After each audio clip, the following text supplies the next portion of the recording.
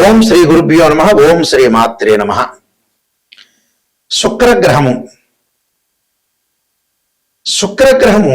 August 2వ తారీఖు నుంచి శుక్రుడు కన్యా రాశిలో సెప్టెంబర్ 1వ తారీఖు వరకు రమారమి దాదాపుగా 30 రోజుల పాటు ఉంటాడు. ఈ శుక్రుడు కన్యా రాశి అనేది మన జ్యోతిష్ శాస్త్రం ప్రకారంగా శుక్రుడు నీచ స్థానంలో ఉన్నట్టు అర్థం. శుక్రుడికి సహజంగా వృషభము తులారాశులు స్వక్షేత్రాలైతే, అలానే ఉచ్చస్థానం అనేది మీనరాశి, దానికి సప్తమంలో ఆపోజిట్లో ఉన్నది నీచ రాశి అని అర్థం. అంటే నీచస్థానం కన్యారాశిలో నీచస్థానంలో శుక్రుడు ఉన్నట్టు. ఈ శుక్రుడు వివాహానికి సంబంధించిన కారకుడు. సుఖాన్ని, భోగాన్ని, సౌఖ్యాన్ని, లగ్జరీని, వాహనాన్ని, బంగారు నగల్ని, దుస్తుల్ని, కాస్మెటిక్స్ కానీ, అందంగా ఉండటం కానీ, బ్యూటీగా ఉండటం కానీ, క్యూట్గా ఉండటం కానీ, వీటన్నిటి కూడా కారణమయ్యేవాడు ప్లానెట్ ఏంటంటే వీనస్ ప్లానెట్. శుక్రగ్రహము సప్తమ భావకారకుడు అంటారు జ్యోతిష్యంలో. శుక్రగ్రహం బాగుంటేనే మ్యారేజ్ లైఫ్ అనేది అనుకూలంగా ఉంటుందని, కొంతవరకు ఒక 30-40% సపోర్ట్గా ఫైనాన్షియల్ పరంగా ఉండే డెవలప్మెంట్స్ కానీ, ఇలాంటి వాటిలన్నిటికీ కూడా శుక్రుడు కారణమవుతాడు. మరి ఇప్పుడు చెప్పే ఫలితాలు ఏంటంటే గోచార రీత్యా చెప్పే ఫలితాలు అంటారు. గోచార పరంగా ఎవరి రాశి దగ్గర నుంచి అయినా సరే వాళ్ళు ఎలా చూసుకోవాలి, వాళ్ళ రాశి దగ్గర నుంచి 1, 2, 4, 5, 8, 9, 11 స్థానాల్లో ఉంటే శుక్రుడు మంచి ఫలితాన్ని ఇస్తాడు. అంటే వివాహ సంబంధాలు కానీ, లవ్ అట్రాక్షన్ కానీ, ప్రేమికులు కానీ, ప్రేమించటం కానీ, అలానే వివాహ సంబంధాలు, సంతానము, డబ్బు అన్ని రకాలుగా అనుకూలంగా ఉండాలంటే శుక్రగ్రహం అనేది మన జాతకంలో అనుకూలంగా ఉండాలి. అలాగే గోచారరీత్యా కూడా 20% గోచారం 20% సపోర్ట్గా ఉన్నా కూడా మన జాతక పరంగా శుక్రగ్రహాన్ని చూడాలి. అంటే ఈ గోచారం అంతా కూడా ఉద్యోగము, వ్యాపారము, సంతానము, డబ్బు, ఈ నెల రోజుల పాటు ఎలాంటి నిర్ణయాలు తీసుకోవాలి, ఎలాంటి విషయాలు తీసుకోవాలి, ఎలాంటి మనం ఖచ్చితమైన నిర్ణయాలు తీసుకోవాలి, ఎలాంటి తప్పుడు నిర్ణయాలు తీసుకోకూడదు అని చాలా జాగ్రత్తగా అనుసరించేదే గోచారం. నిర్ణయం అనేది కరెక్ట్గా ఉండాలి. మన 6th సెన్స్ చెప్తున్నట్టుగా నిర్ణయం అనేది కరెక్ట్గా ఉంటే లైఫ్లో మనం ఖచ్చితంగా ముందుకు వెళ్ళొచ్చు. అంటే ఈ నెల రోజుల పాటు ఎలాంటి నిర్ణయాలు, మంచి చెడుల యొక్క నిర్ణయాలు నిర్ణయించేదే గోచారం అంటారు. This is the transit system. దానికి ఎలాంటి పరిహారాలు చేసుకోవాలి, ముందుకు వెళ్ళాలి. అలానే ద్వాదశ రాశుల వాళ్ళందరికీ కూడా శుక్రగ్రహం అనేది ఎలాంటి ఫలితం ఇవ్వబోతుంది ఈ నెల రోజుల్లో మనం తప్పకుండా నిజాన్ని తెలుసుకోవాలి.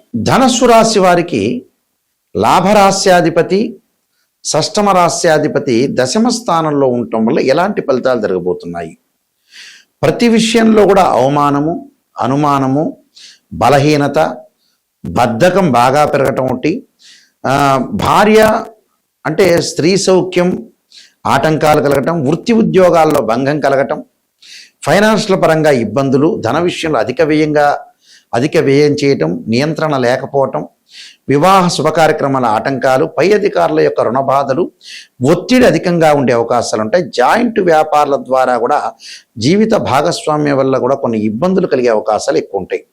ప్రయాణంలో ఒడిదుడుకులు కలిగే అవకాశాలు ఎక్కువ ఉంటాయి.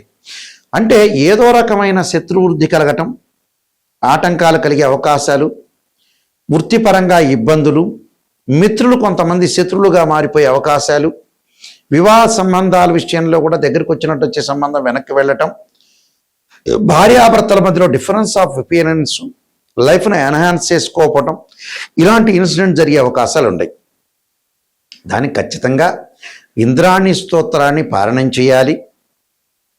అలచందల్ని రాత్రిపూట నానబెట్టి ఉదయం పూట ఆవుకు పెట్టడం, అలానే అలచందల్ని ఏదైతే ఈ రాజమాష బర్భరధాన్యం అంటారు సంస్కృతంలో, ఈ బొబ్బర్ని ఏదో గుగ్గిళ్ళుగా ఏదో ప్రసాదపూర్వకంగా తయారు చేసి ఏదైనా సరే దేవాలయంలో ప్రధాన అర్చకులకు ఇస్తే భక్తులకు వితరణ చేయటం వల్ల కూడా మీకు దోషం పోయే అవకాశం ఖచ్చితంగా ఉంటుంది. ఈ శుక్రగ్రహము మనకి కళత్రకారకుడు. చాలా మంది కూడా వివాహానికి ఏం చూస్తుంటారంటే కుజదోషాన్ని చూస్తుంటారు. నిజంగా ఏమిటంటే కుజదోషం కాదు.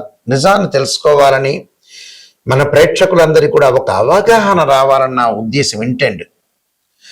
వీనస్ ప్లానెట్ ఏంటంటే సప్తమ భావ కారకుడు, అంటే 7th లార్డ్కి సంబంధించిన కారకుడు శుక్రుడు.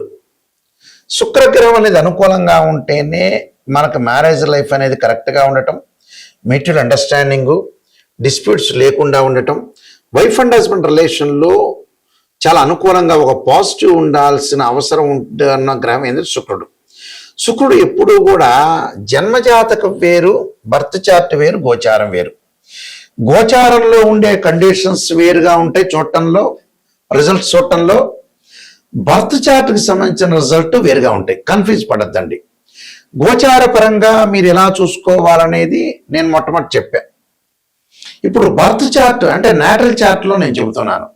ఈ నాటల్ చార్ట్లో ఏమిటి అని అంటే ఎవరి జాతకాన్నైనా మనం వివాహం అవుతుందా కాదా, వివాహపరంగా డిఫరెన్స్ ఆఫ్ ఒపీనియన్స్ ఎందుకు వస్తాయి, మ్యూచువల్ అండర్స్టాండింగ్ అనేది లేకపోవటం ఏంటి, పెళ్లి అనేది ఎందుకు ఆలస్యం అవుతుంది, ఆలస్యం తర్వాత కూడా విడాకులు ఎందుకు జరుగుతాయి, వివాహం జరగకపోవటానికి కారణం ఏంటి అంటే పేరెంట్స్ అందరూ కూడా గుర్తుపెట్టుకోవాల్సింది ఏంటంటే చాలామంది కూడా 40 ఏళ్ల వరకు 50 ఏళ్ల వరకు పిల్లల యొక్క పెళ్ళిళ్ళు చేయకుండా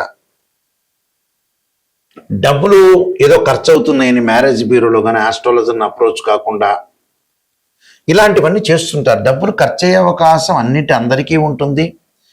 ఒకవేళ వాడు ఏమన్నా మ్యారేజ్ బ్యూరోలో ఖర్చు పెట్టలేదా, ఆస్ట్రాలజర్ని కరెక్ట్ అప్రోచ్ కాలేదా, ఏమైనా ఆస్ట్రాలజర్ ఎక్కువ అడుగుతున్నాడా అనే ఉద్దేశంతో కూడా కొంతమంది ఆపుకుంటారు. ఇక్కడ జీవితంలో మనం ఎంత సంపాదించినా పిల్లల యొక్క పెళ్ళిళ్ళు కాకపోతే మనం సంపాదించిన డబ్బు వృధా అని అర్థం. అంటే దానికి అర్థము పరమార్థం లేనట్టు అర్థం. డిలే చేయకూడదు. వాళ్ళు ప్రేమ పెళ్ళిళ్ళైనా మామూలు పెద్దలు కుదిరించిన పెళ్ళిళ్ళైనా పెళ్ళి అనేది చాలా ఇంపార్టెంట్. అంటే తల్లిదండ్రులు సంపాదించిన డబ్బు ఎందుకు ఎవరు అనుభవించాలి అంటే పిల్లలే అనుభవించాలి. పిల్లలకి మళ్ళీ పిల్లలు లేకపోతే మనం డబ్బు సంపాదించినా కష్టపడినా వేస్ట్. అంటే ఏ కృష్ణా నదిలోనో గోదావరి నదిలోనో మూసీ నదిలో వేయటం మంచిది. అంటే పిల్లలు బాగుంటేనే పేరెంట్స్ బాగుంటారు. దానికి కారణం ఏంటి? శుక్రగ్రహం.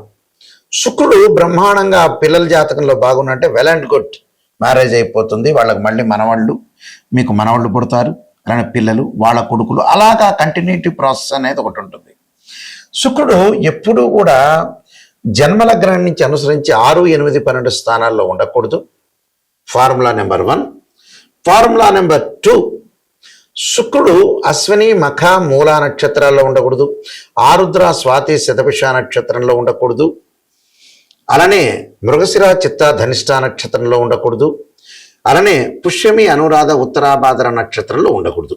ఇది ఫార్ములా నెంబర్ 2. ఫార్ములా నెంబర్ 3 ఏమిటంటే శుక్రుడు పాపగ్రహాలతో కంజంక్షన్ కాకూడదు. శుక్రుడు రాహుతో కానీ కేతువుతో కానీ శనితో కానీ కుజుడితో కానీ కంజంక్షన్ కాకుండా ఉండటం మంచిది.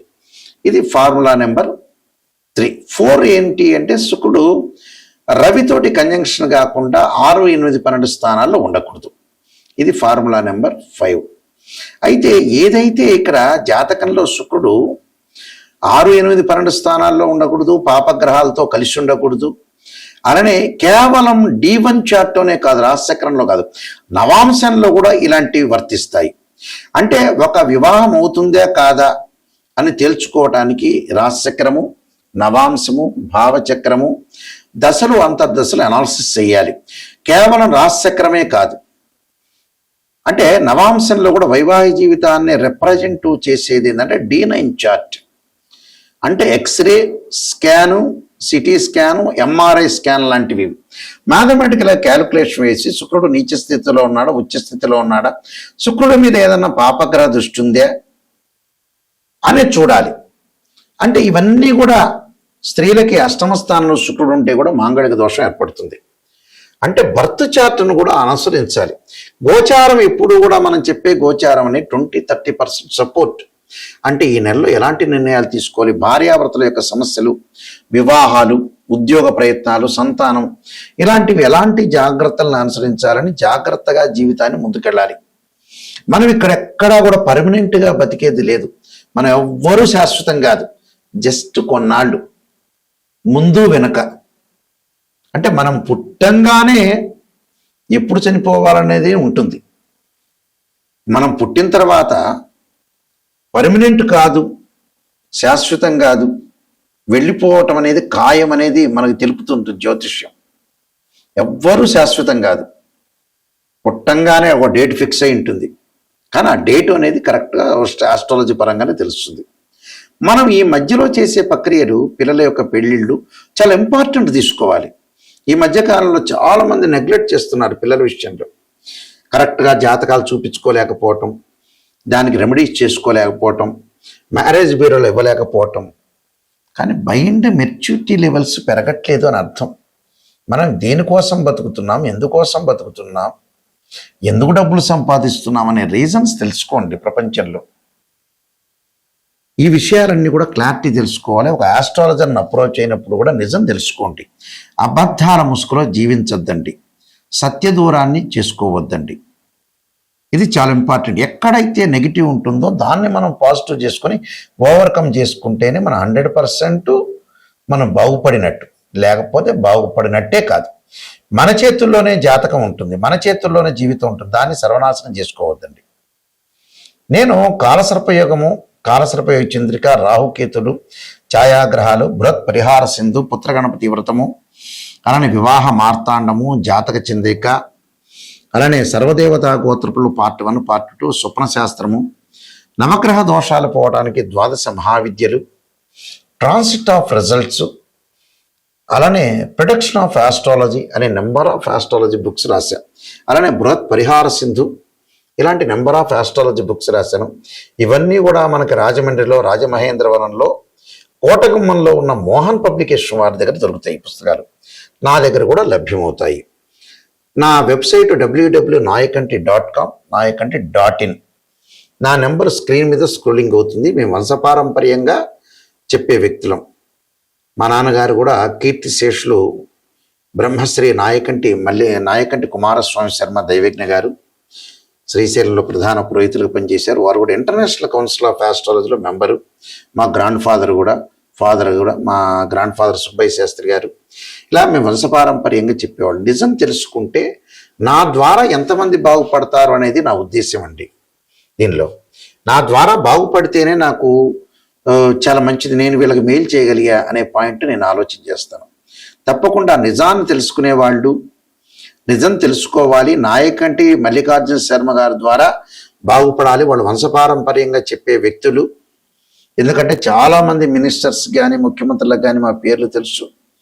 ఆల్రెడీ వాళ్ళ యొక్క వివాహాలకు సంబంధించినవన్నీ కూడా మా నాన్నగారు చేశారు.